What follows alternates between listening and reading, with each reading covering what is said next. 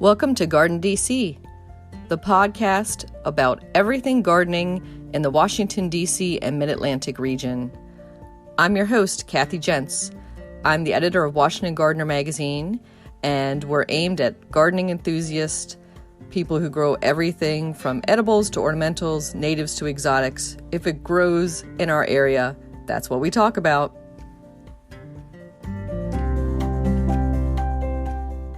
This week on the Garden DC podcast, we're joined by Maryland native Claire Jones. She's a garden designer, author, horticulturist, floral designer, and beekeeper. Welcome, Claire. Hi, Kathy. It's so good to have you on. So Claire and I have known each other for years, both as professional garden communicators and members of the Garden Com Association. And today I wanted to talk to Claire all about keeping backyard honeybees. But before we dive into that, Claire, I wanted you to tell our listeners a bit about yourself and your background. You have so many different hats, like many of us, and I think you work for yourself I as well do. as a solopreneur. So there's so many different avenues we can explore. Let's start with your garden designer background. Okay. Well, I design gardens and I own a landscape design build service. And that just means I go out to people's houses and see that what they want to do. And I do specialize in native plantings. But I can do anything. I can do a screen between you and your neighbor, which is really my most requested thing. Nobody wants to look in their neighbor's yards. And drainage, I'll do a drainage project. But my favorite would be, of course, a bee garden, pollinator garden, flower borders, anything to do with flowers and shrubs and trees. I can design it, and then have people do the work for them, install it, and I even do maintenance. And I work in the greater Baltimore area. Great. So for your clients, you say you design, install, and build. You have a crew working with you. It's not just you, Yep, correct? I have a crew that I call on, but I kind of work on my own for the first design process, and then I pull in who I need to pull in. It could be an electrician, it could be a stonemason, a carpenter, somebody who can grade a property. So whatever I need, I hire and I supervise them to make sure the work is done properly.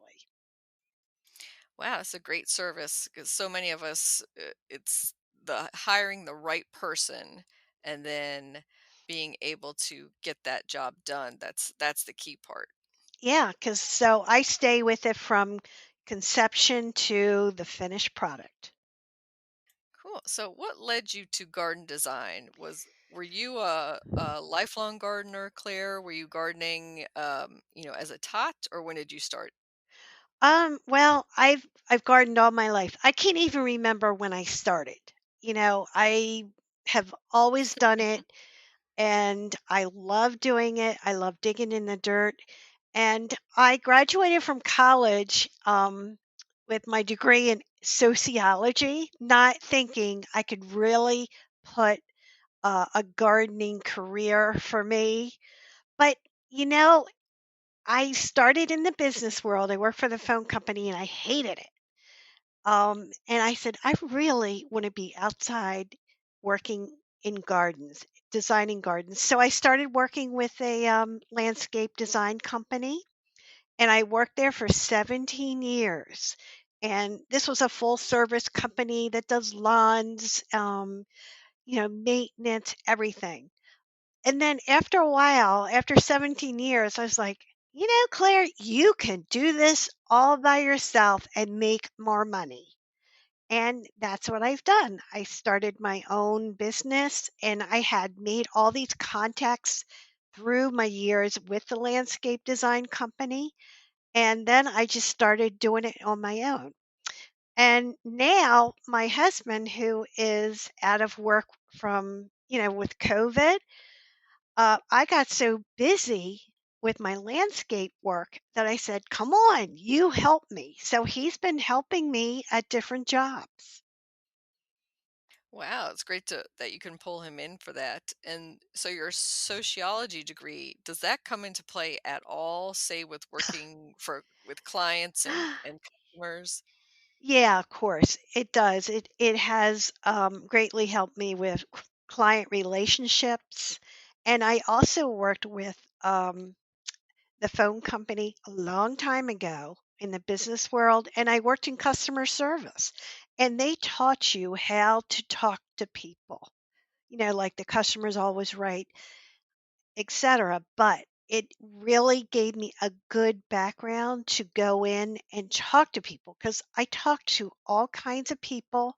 I go in their house and talk to them. I have actually made great friends of some of my clients over the years. So that background in customer relations has really stood me in good stead. So in addition to your garden design and installation and maintenance, you are also a garden speaker and author, correct? Yes, I write a blog called The Garden Diaries, and it's all about what's happening in the garden. It could be a blog about garden trends, garden cooking. I just did one on pumpkins, how to grow winter squash and pumpkins, and I included some recipes.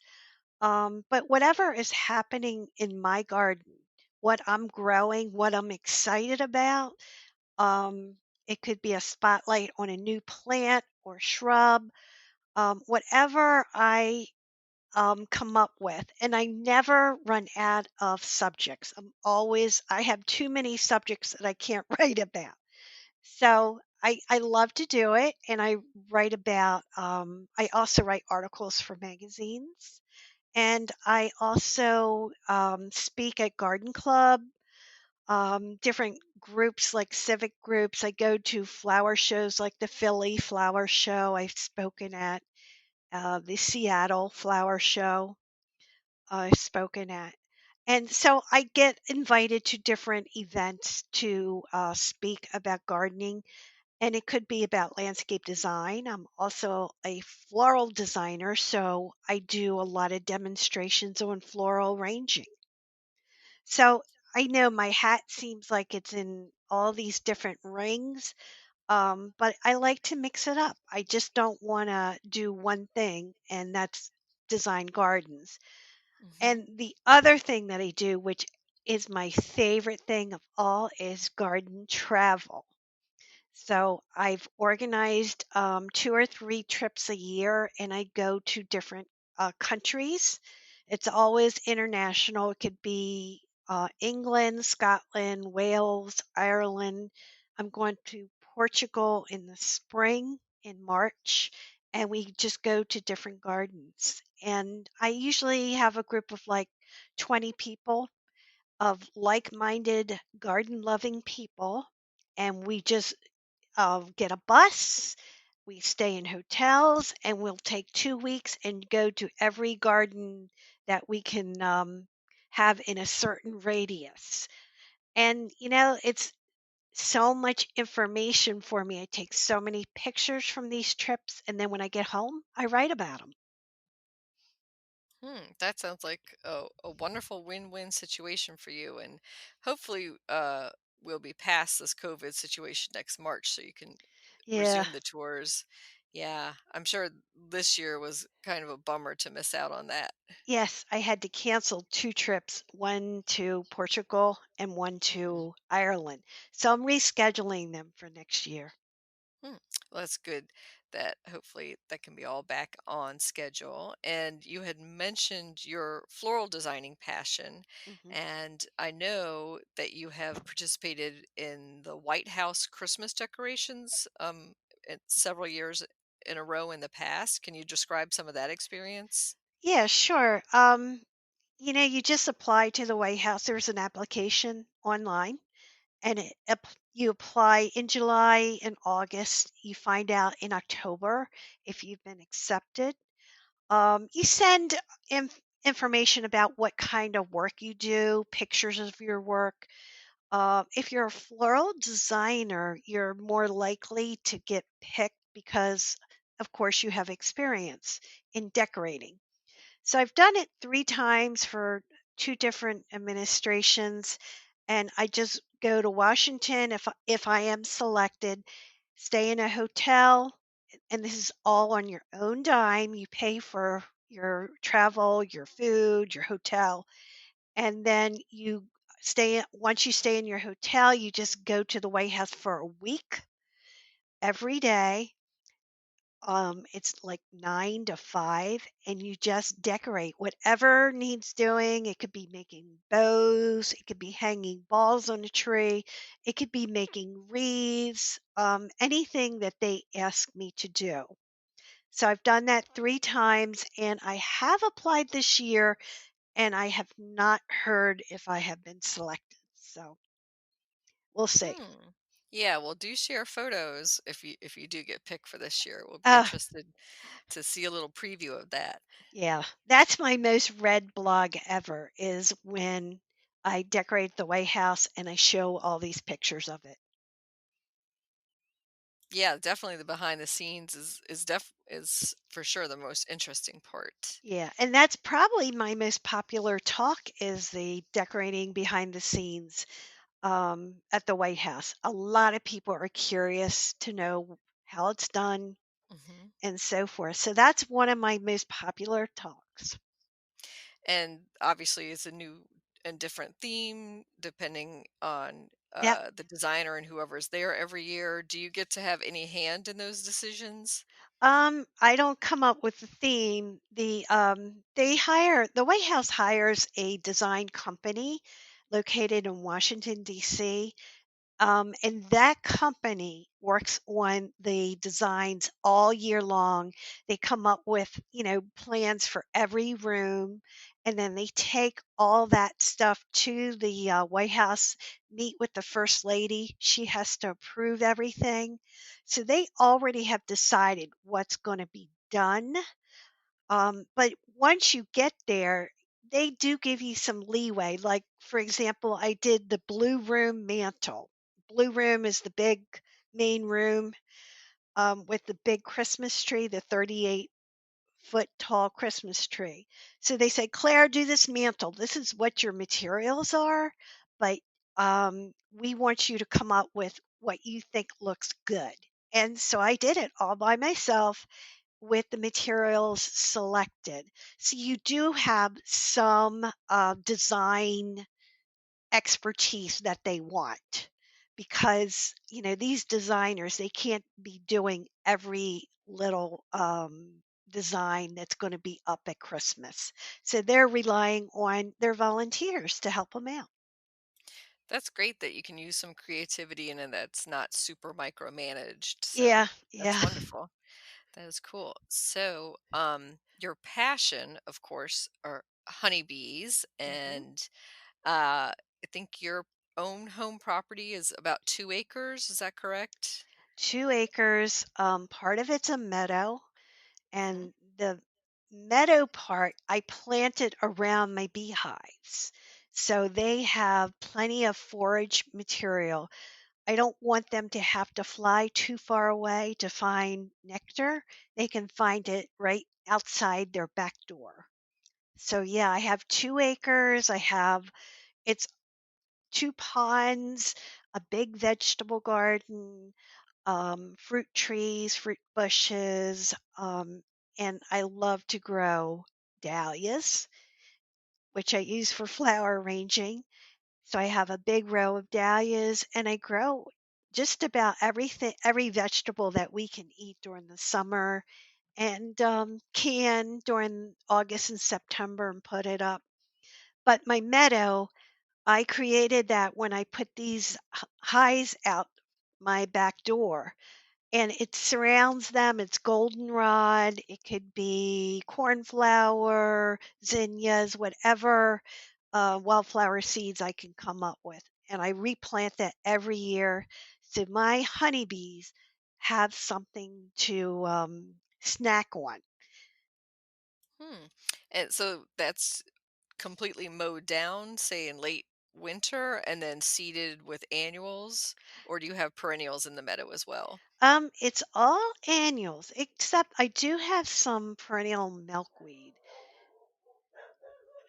So I mow it down. This is the thing. You don't want to mow a meadow down too early because I want that meadow to be up and producing seed heads for birds throughout the winter. So I mow it down in early March and then I reseed it. I prepare the ground. I reseed it with different annuals and it grows up again the next year. So it's a cycle that I do every year. I think we have a third guest on the podcast. I can Yes. hear some barking. What is his name or her Um, name? I got 2 dogs. I have Tori and, Cody. Tori's a border collie, Cody is a mini Aussie, and they are my animal chasers. Mm, So, if you have deer and, when I design a garden, that's the first thing I ask a customer. I say, "Do you have deer?" mm-hmm. And because that will determine ultimately what I recommend. And I said, the best thing for deer is always a dog, an active dog, not a dog that lazes around. So they keep the deer away from my garden. And a lot of people say, how do the deer not come in and wipe you out? Well, dogs and groundhogs. Groundhogs, they could rip a garden apart really fast, and my border collie, Tori, she just will go after them and she'll either kill them or chase them off. And as well, she'll do that with squirrels. So my animal problem, which could be huge out here in the country, is very minimal because I have dogs. That's fabulous. And you're in Baltimore County, correct? So not too far from Ladue Gardens. Yeah, actually, I'm about 15 minutes from Ladue. I'm in northern Baltimore County, and I can travel to Ladue very quickly. And in fact, I'm working on a post on Ladue in the fall. So if you are in the county area, the Maryland area, you really should go to Ladue. It's looking beautiful right now. It's the topiary gardens and the fall foliage, the Japanese anemones, um, all the topiaries are really, really beautiful at this time of year. Hmm. Yes, I can imagine. And that for listeners, Ladue is spelled Ladew. So you could just Google Ladue or look out for Claire's post on Ladue Gardens. Mhm. And another garden that just occurred to me that people can visit in the next week or so that's rarely open are the White House gardens actually. So they're doing an open garden through the National Park Service, which is the ones who administer the White House grounds, October 17th and 18th. So be on the lookout for those free tickets, those free time passes to look at the vegetable garden and the new rose garden. Yes, I've been reading up on the new rose garden design, and a lot of people were upset because some crab apples were removed. They weren't killed; they were removed to put someplace else. And I saw the design, and I quite liked it. So I have visited the White House in the fall on their free day, and it is very interesting to see the vegetable garden and to see the gardens. You will see trees that are planted on the grounds. Each president plants a tree somewhere on the grounds, and they are signed so you can see which president planted what tree. So that's interesting in itself. Hmm. And speaking of our topic of bees, there are also beehives on the White House grounds. And because it's federal property, it's allowed, where some of the city regulations would not allow beekeeping inside Washington, D.C. in many situations because of how close the houses are to each other. But Yeah. on your 2 acres, how many hives do you have? I have 3, but it fluctuates up and down because bees die. After a winter, I'll go out and say, "Okay, who's alive?" Um, and sometimes I'll have a few hives pull through. Sometimes they'll all die. And then I have to get some new hives in the spring and install them. And that's kind of a funny process because I order the bees through the mail, and you can get chickens in the mail. So why not bees? So I order my bees, and the post office is very excited when they get them, and they'll call me at 6 a.m. in the morning and say, "Claire, you have to pick up these bees." They are scared to death of them. But, it's just a screened in cage, maybe 12 Mm. inches long, full of about 6 or 7,000 bees with one queen. And they're just afraid that they're going to get out, which is impossible. They can't get out. So I'll go and pick up my package and come home, and I have my hive set up ready to accept them. It's a brand new home. I spray my hive all with sugar water inside, and I just take this box, pull out, there's a lid with sugar water that's dripping into the mass of bees. I pull that out, and then I just dump it. And that really is exciting because you just knock it on the side of the hive as hard as you can, and they all clump out into my hive. And that's how I install a hive of bees. It's very easy, and anybody can do it. And the price for a package, which I order online, is around $130. So it's not a cheap hobby. Hmm. And did you build the hives that you have, or was that a kit or something that Oh, you got? no, I just get them.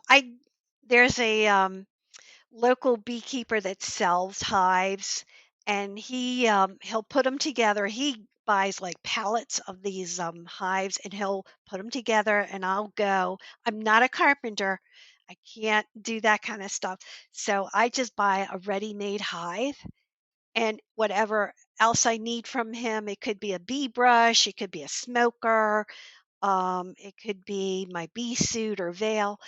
And so I get all my supplies locally. If I can't find something from him, then I'll order online. There's lots of companies online. But yeah, I get all my, it's called woodenware, and it's just a wooden hive that you put your bees in. Hmm. And you mentioned your veil and your outfit. Do you Mhm. totally suit up every time? Oh no. The only time I really suit up completely is when I extract, because you will have bees going crazy when you extract. They will be zipping around all over. I don't want to get stung.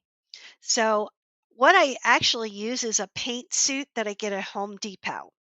I don't want to put down $150 for one of these fancy dancy bee suits. So I go to Home Depot and buy the paint suit, which is very all it encloses you totally. It even has feet with a zip up, and it's about $10 for that. And I just use one of them a year, and then I'll throw it away and get a new one. But I do buy my veils, and those are very important to keep the bees off your head, your hair, your neck, because you don't want to be stung on your face or scalp. That is extremely painful.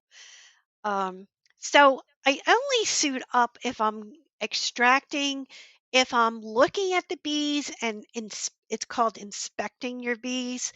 I will put on a veil only. That's to protect my head.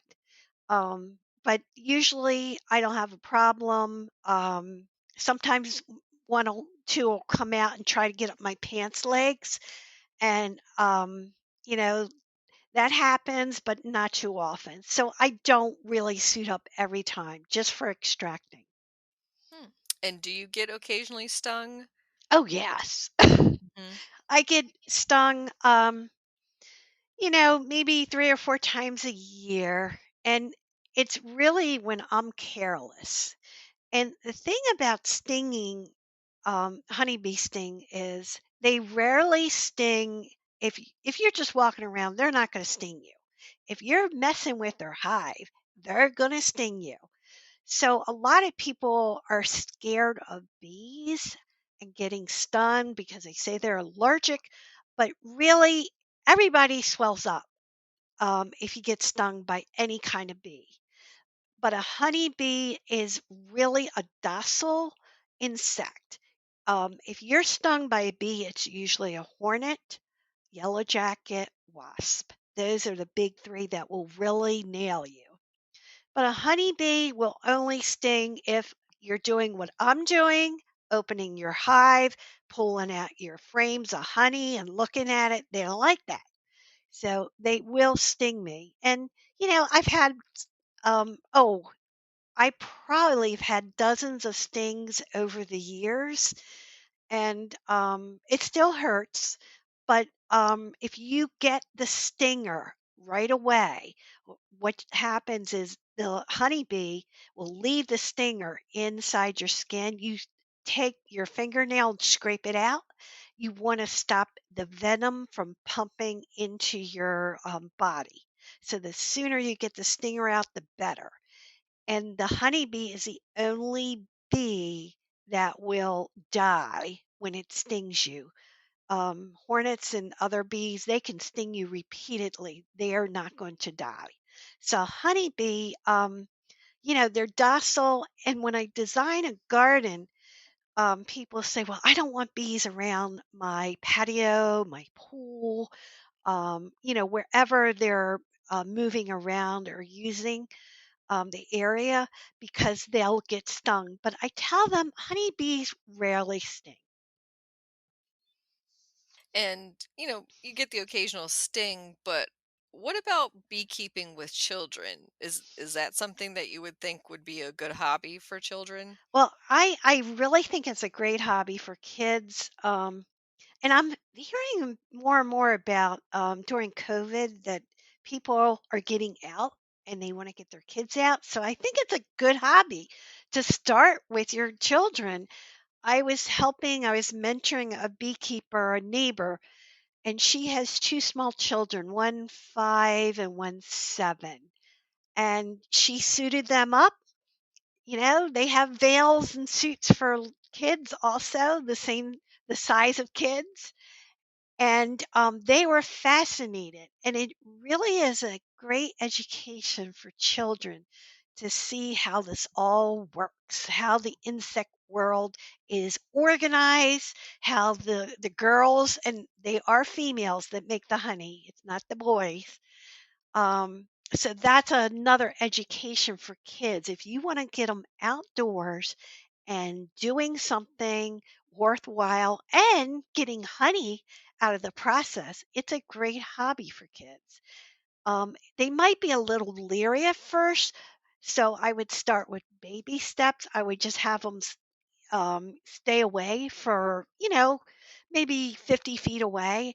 And then each time you open them up, have them come a little bit closer and closer until they get comfortable. If you're comfortable with your bees, they will be comfortable. Hmm.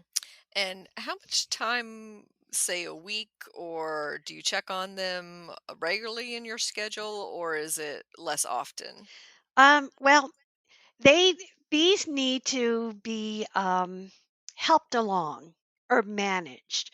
So from extraction time, which is in August, I really don't do anything. Once I extract the honey, I set them up for the winter. I don't do anything to them except if there's a dearth of nectar, I might feed them sugar water. And that just means I'm mixing up granulated sugar in water, mixing it up till it becomes a syrup, and then I have a feeder that I put at the entrance, and it drips out the sugar water. I'd start doing that in the fall after the frost, because the frost will come and it'll kill a lot of the flowers that the bees are still snacking on. So I'll do that in the fall, and that just takes a few minutes.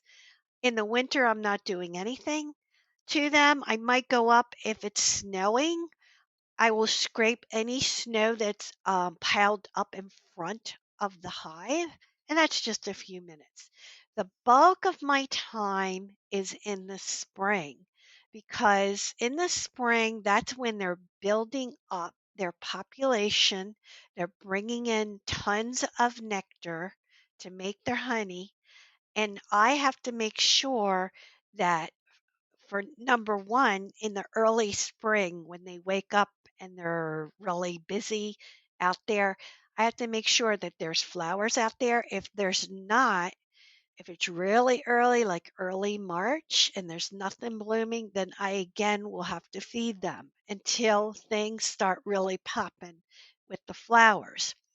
And then in April, May, that's the bulk of my work. And that would be looking into the hive. I want to make sure the queen is healthy. So I pull out my frame of honey. I'm looking for her. I'm looking for eggs. I want to make sure she's laying eggs. I want to make sure there's new bees in there. I want to make sure they're bringing in nectar. So I'm inspecting that hive. So I'll do that maybe once a week. And that'll take about an hour during the spring to do that. So that's most of the time is in the spring. But then in the fall or August, that's extracting day. And it takes me all day to do that. And that just means I have to clean my buckets. I have to make sure the extractor is functional, clean. Everything has to be very clean when I extract the honey. I have to set it all up. I put plastic down in my garage.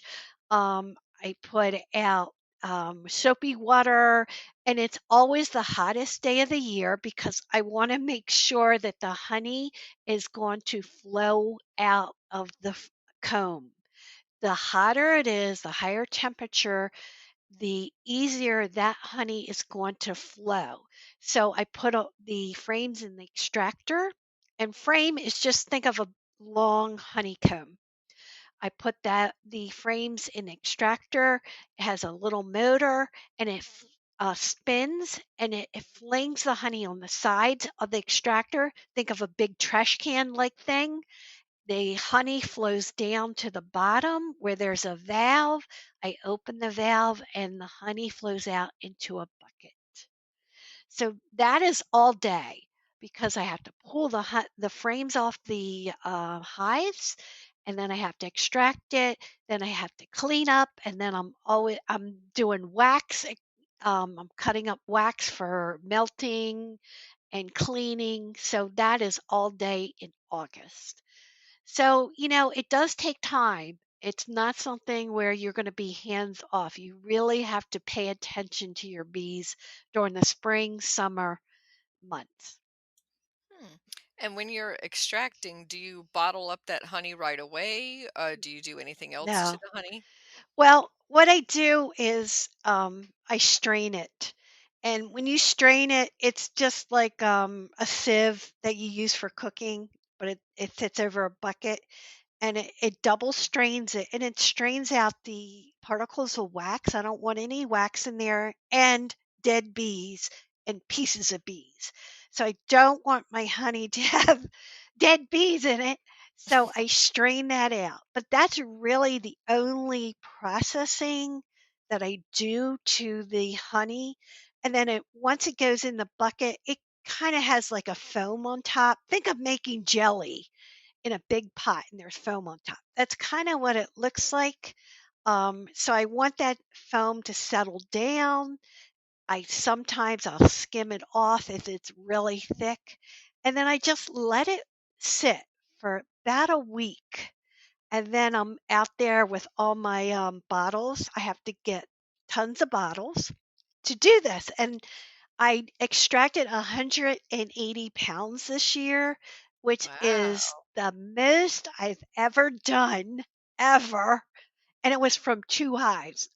The 3rd hive didn't produce anything for me. So that's a lot of bottles.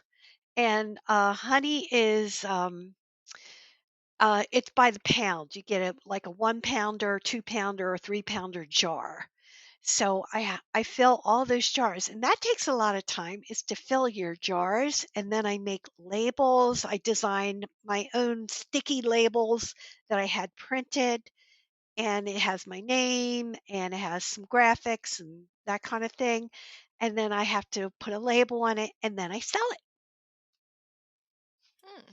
And for local honey, there's some special benefits, right? For Yeah, getting right. honey that's local to just your area as opposed to maybe when you would travel and buy some honey there. Yeah, local honey. Now, I don't know about any scientific studies, but it is supposed to help you with allergies. So think of it this way: you're eating honey that has been gathered, the nectar has been gathered from all the local flowers. It could be goldenrod, cornflower, zinnias. It's just this whole variety of flowers that they are collecting from. It's not like in California in the almond orchards where the honeybee is just taking from nectar from the almond tree. This is like this mixture of wildflowers from my yard, and they can go up to 6 miles away collecting different nectars. So I really can't label it with a name other than wildflower. And people are said, it says that you should um, eat honey locally because that will give you an immunity to local allergies. It should build up your resistance to the allergens in the air locally. I don't know how scientific that is, but a lot of people swear by it. Hmm. And that would have to be, of course, raw, unpasteurized honey, Yep. or it wouldn't have that pollen in there. Yeah, it has to be, yes, because it does have pollen in it. Think of the honey, it has a lot of nutrients. It has trace amounts of like different things like zinc and whatever. There's a whole list of things that it has in it. It's not just, don't think of it as just sugar water. It has so many good things in it, has the pollen. It will have some tiny bits of wax that I didn't filter out, but the pollen, so you're eating pollen from the plants that surrounds you. And, you know, I swear by it. I don't have problems with allergies. I used to very greatly suffer greatly from allergies, but I eat a lot of honey. That's great to know. And that does kind of answer my question of I always see local honeys labeled with, say, it'll say Tupelo honey or orange Yeah. blossom. And I always wondered how a beekeeper, it's not like you're wrangling these bees and No. telling them what type of flowers to go to and come back to. So I always wondered how they knew that it was just specifically this kind of honey, even though it might have a slightly different taste, like orange blossom Yes. versus honey locusts, say. Yeah, well, honeys have a wide variety of taste and color. So if you're getting like buckwheat flowers, buckwheat flour produces the darkest, like it's almost like tar honey. And it's supposed to be really good for you, but I can't stomach it. It's really strong. Um, so that's the buckwheat. But then the clover, the orange blossom, they're very light colored. So think of the pollen and nectar from that type of flower. A clover flower has very light nectar, but a buckwheat flower has very dark nectar. So my honey, I compare it every year that I extract. Sometimes it's darker than others. Sometimes I think they're getting my goldenrod and it becomes a little darker, earthier tasting. So that really determines the taste of your honey.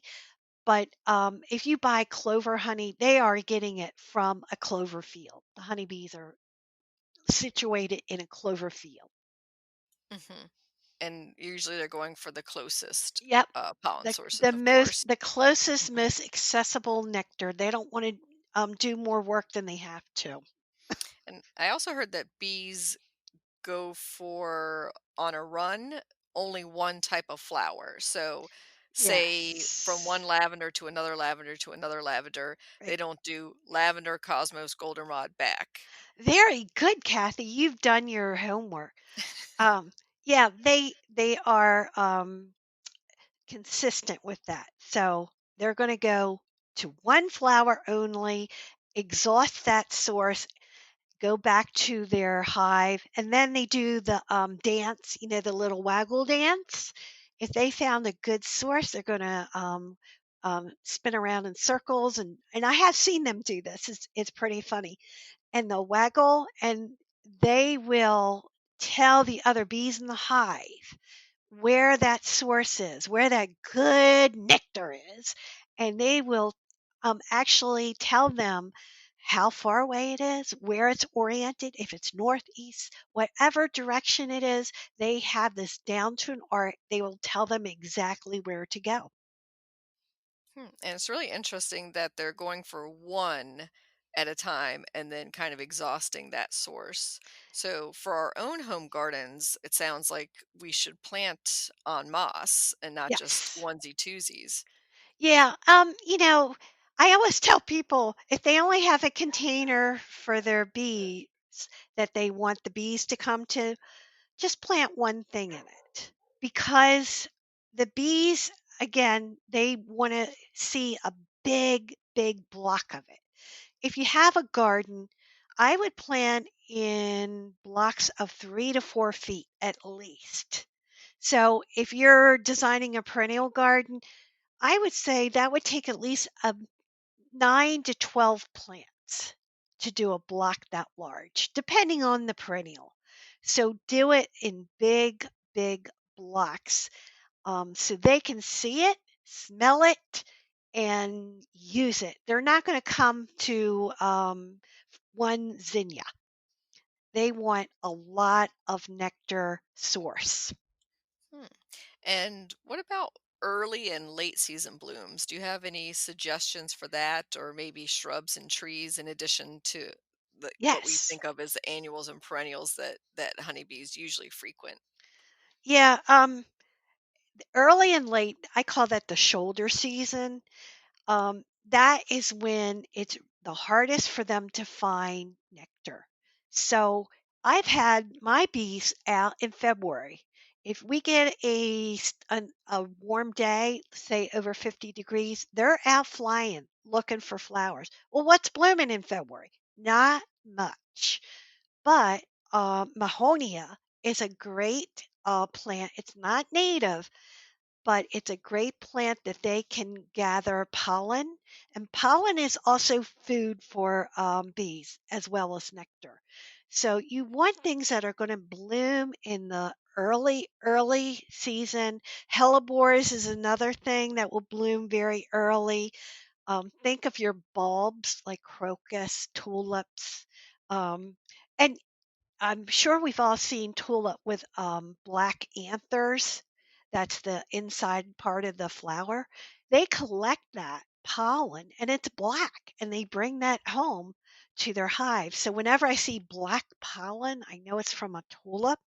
So you want to think of things that bloom early as well as late because late is another time when it's hard for things for the honeybees to find things. So think of goldenrods, asters. Oh my gosh, the asters in my garden look glorious now. Um, the eupatorium Joe Pye weed, Asclepias, they bloom late. Anything that blooms like in September, October, anemones. The anemones are blooming, oh, they bloom in September, October. Hmm. Also, colonie or turtle head, that blooms really late. So think of all these things that bloom, well, I would say from now on to the end of the season that honeybees can collect nectar from. Yeah, I know the blue mist shrub, the Caryopteris. I call that my bee ball Yeah. because you can't even walk by it on a pathway because it is just covered with Covered. honeybees. Yeah. Yeah. Yeah, and butterfly bushes, all those things. There's some Heliopsis, that's the false sunflower. They're Hmm. blooming. Yeah, I just go out in my garden and see what's blooming, and the bees are on it. They're collecting from it. Toad Hmm. lily, that's another one. Tricertis. Yeah. Yeah, that And blooms actually in November, October, November. So the bees love it. It's a tiny little orchid purple flower, mhm. and it's small, but the bees really cover it. And it's a perennial and it's pretty frost proof versus a lot of Oh the yeah, annuals that, should we get an early frost, might end some of that blooming. yeah, yes, yeah. Because um, here in Maryland, our frost. I don't know, Kathy. You have to back me up on this. My frost comes around a week before Halloween. Yeah, mid to late October is our average for Okay. first frost. Maybe not a killing frost, Yeah, but a but at light least a frost. light frost. Yeah. And so as soon that's my signal. As soon as the frost comes and it kills my annuals, then I'm making sugar water syrup to feed my bees because I know they're still active. It's still over 50 degrees during the day, and they will starve if I don't feed them unless they have enough honey stored. So that's another thing. When I extract honey, I don't take it all. I have to make sure that they have enough left in their hive to survive the winter. So that's my balancing act. I want to make sure they have enough left and I don't take it all. I can't be greedy because if I'm greedy and take all their honey, they will starve and then I have to buy a new hive in the spring. Hmm. And that's great advice, not just for bees, but for a lot of cultivation in the garden is to not always take all, like not all the Yes. seed heads, Yep. not all the fruits off a tree to use what you can and then leave a portion. Yeah. Yeah. Mm. And that is so true with bees. I want them to live through the winter. And it's the only insect, a honeybee is the only insect that lives through the winter in its full form. Other bees and insects, they're larva form, but honeybees, they will live through the winter. And if it's 0 degrees outside, that hive is 95 degrees inside. They keep it warm by beating their wings. So that hive, I want to make sure they have enough food in there to continue to beat their wings keep it warm because they can starve and then freeze to death. Yeah, I can imagine that takes a ton of energy. Yep. So the extracting device that you described Yeah. earlier, do you own that or do you share one? Because you only sound like you might use it once a year Yeah. or maybe even once a season. Would say a local honey keepers club Yes. um, share one of those or pass it around, or do you want to have it sanitary and just for your own use? Well, I used to share it. I belong to a bee club, and I recommend anybody who keeps bee to join one. All our meetings are on Zoom right now, and I learned so much from more experienced beekeepers. And when I say that, I've been doing this 20 years, but there's beekeepers who've been doing it a lot longer, and they know more than I do. So I can go to them for help. So I used to share it because extractors are expensive. but I got tired of sharing and it wouldn't work or it was dirty when I got it. So I bought one and it was $400. It was well worth it, and it's motorized. I just plug it in, you turn it on to spin it. So you don't have to do that right away. I would say if you start out with beekeeping, get the club's extractor and make sure you really, really want to do this. But since I've been doing it so long, I decided to buy one on my own. Hmm. Yeah, that's great advice to try it out for your first year, Yeah. so you know how much work it is and you don't have to put that full investment in right away.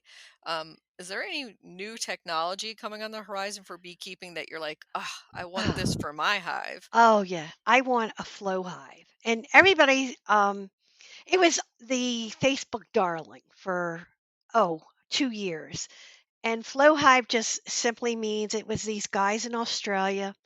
They invented this hive where there's windows in the side so you can look in and they're covered with plexiglass so you don't worry, the bees won't get out, but you can see how they're doing.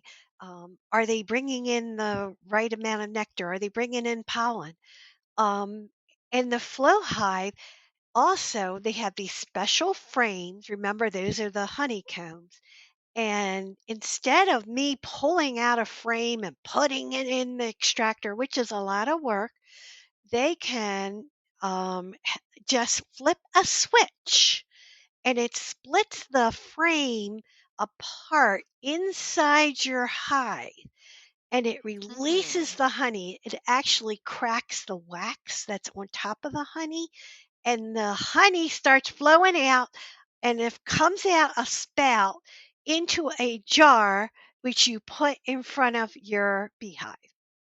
So that is a brand new. It's been around for about 5 years, and I actually mentored a friend who has a flow hive, and it's pretty cool, but it's really expensive.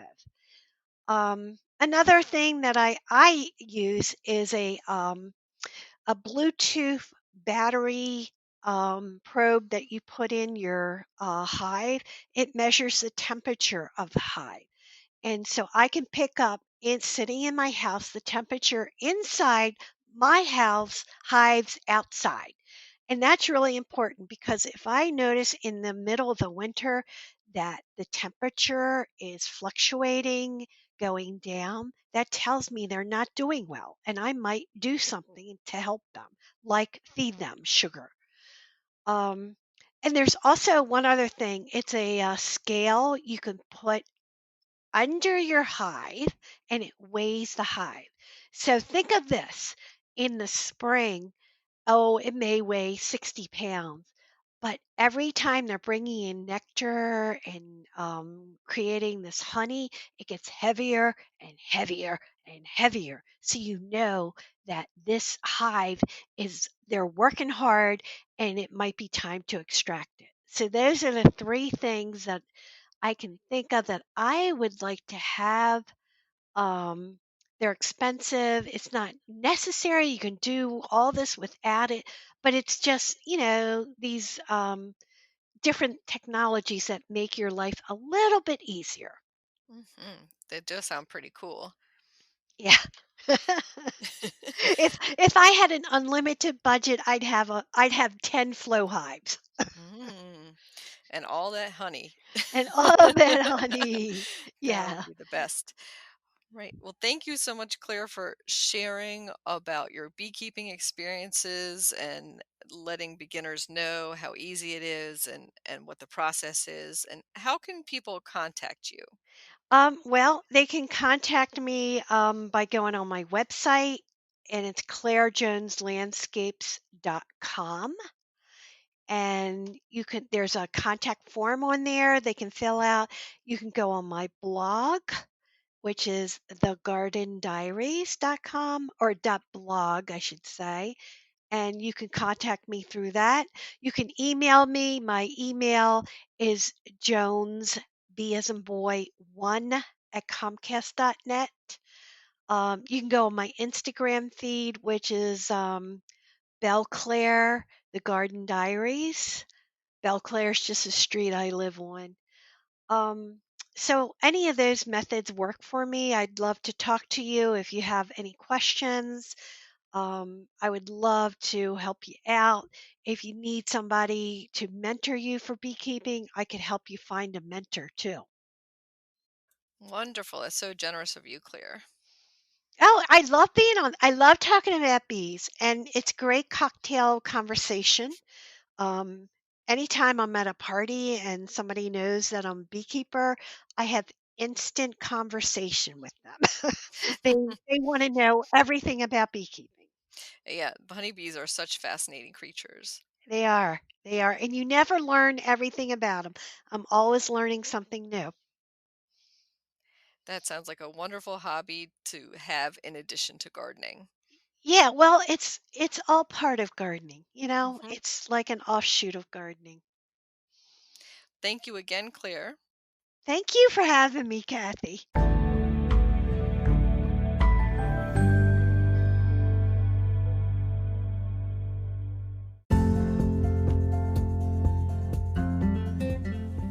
Thank you for listening to Garden DC. You can become a listener supporter by going to anchor.fm/Kathy-Gents/support. For as little as 99 cents a month, you can become a listener supporter and we'll give you a shout out in a future episode. Another way to support Garden DC is to go to WashingtonGardener.com and subscribe to Washington Gardener magazine.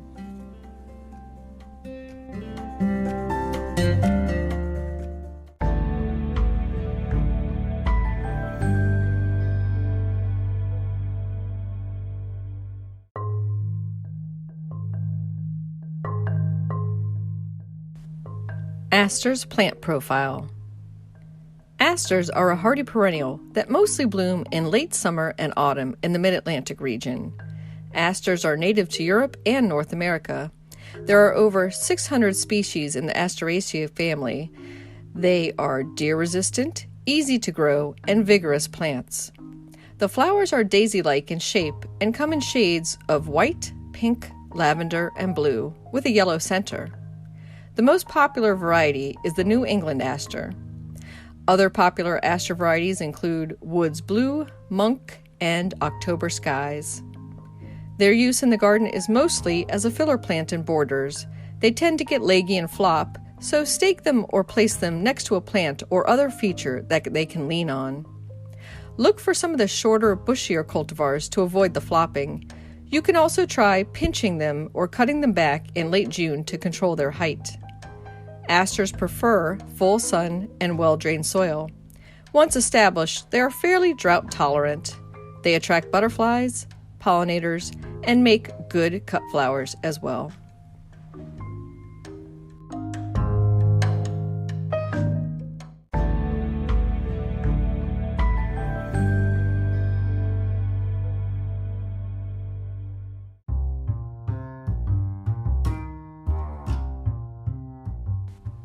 I wanted to let you know about some upcoming webinars that we are hosting through Washington Gardener magazine. They'll all be held via Zoom, and once you register, you get a confirmation and a link to the Zoom connection. If you can't participate live in the webinar, you'll be able to access the recording for a couple weeks after they take place, so don't worry if the date doesn't work for you. Our next one is Sunday, October 4th at 2 p.m., and that's Dealing with Deer and Other Mammal Pests in Your Garden. There is a registration at washingtongardener.blogspot.com. If you just go to the search field in the upper left and enter webinar or webinars, you should see the last few webinar listings and a link for the registration there. All the webinars are a low fee of $10 each. And the next one after that is Sunday, November 1st at 2 p.m., and that's Small Trees and Large Shrubs for Urban and Small Gardens.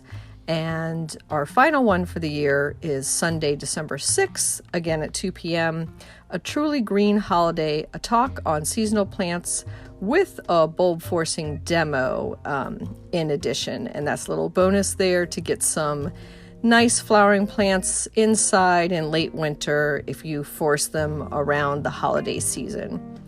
I also wanted to put it out there that I am speaking to many garden clubs this COVID pandemic season via Zoom, and you can contact me for speaking to your club or group through greatgardenspeakers.com. My listing is under Kathy Jentz, and my last name is spelled Jentz.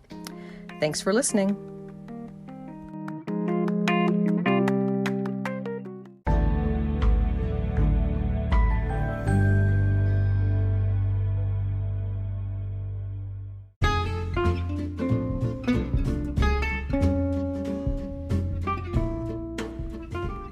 For this week's What's Blooming in the Garden, I thought I'd share 2 native plants in the aster family that are blooming all over my garden, even where I didn't plant them. Those are white snakeroot and white wood aster. And from the name, obviously, both have white flowers. They're also beloved by pollinators. I see a lot of tiny native bees and flies on the flowers. They are fairly tall, 2 to 3 feet. They bloom in part shade and sometimes even full shade. And they don't mind the dry conditions under my oak trees as well. So it's one of those native plants that kind of pops up, every once in a while throughout the garden if you let it reseed, especially the white snakeroot. White wood aster, a little less, and might need a little more sun for full blooming, and doesn't even mind full sun in dry conditions. But both plants have their place in the fall garden, and they're easy enough to pull and discard a few if they're getting to be too big in numbers throughout your garden. White snakeroot and white wood aster, a nice exclamation point in your fall garden borders.